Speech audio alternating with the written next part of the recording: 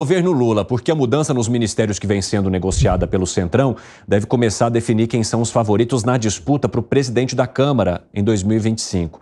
Atualmente, os nomes considerados mais fortes para a sucessão de Lira são Elmar Nascimento, do União Brasil, Marcos Pereira, do Republicanos, e o PT sabe ali que não teria um candidato próprio para lançar, então quer que os deputados que o apoiam decidam qual nome deve entrar na disputa. De que forma que o possível nome de presidente da Câmara vai influenciar também nas possíveis vagas que o governo ceda ou não nesse momento ao chamado Centrão, Alan Gani? Olha, isso pode pacificar de vez a relação entre o Executivo e o Congresso Nacional.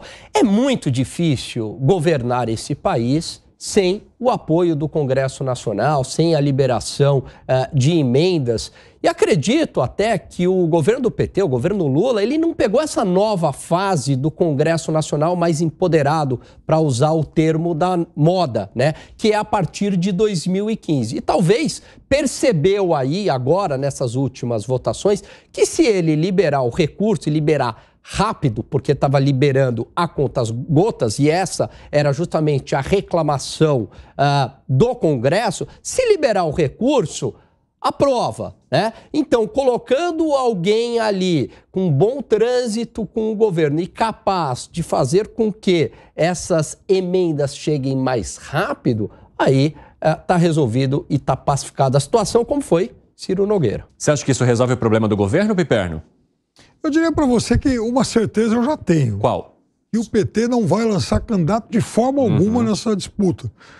Seria dar um tiro no pé, e o presidente Lula não é alguém dado esse tipo de coisa. Se fosse a Dilma, por exemplo, aí eu já teria dúvidas. Ela lançou um candidato contra o Eduardo Cunha em 2015 e a gente sabe o final da história. A gente viu o final da história. O que foi, Gani? Não, só uma correção aqui. Eu falei Ciro Nogueira na Casa Civil, mas, né, fazendo a ponte com o pessoal, essa correção, com o presidente da Câmara dos Deputados, que é o Lira. Claro, pode continuar. É óbvio que ele vai deixar a Câmara decidir. Eu duvido, inclusive, que ele se envolva para, por exemplo, confrontar um candidato que tenha as bênçãos, por exemplo, do Lira, né? Que virou agora, né, um aliado de ocasião, mas é um aliado importante.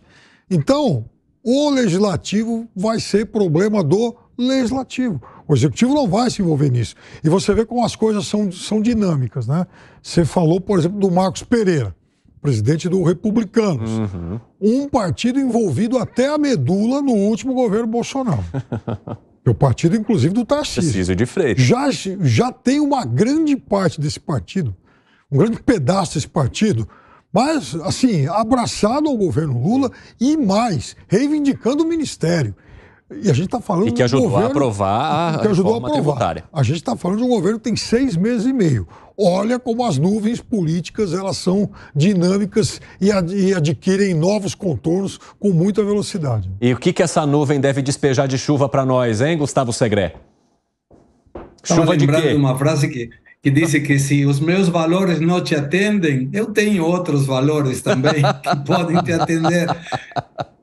É incrível. Na questão política, juro, a política brasileira é tão incrível que eu acho que foi o Pedro Malan, se não estou errando no autor de uma frase que dizia: o Brasil é tão particular que até o passado é imprevisível.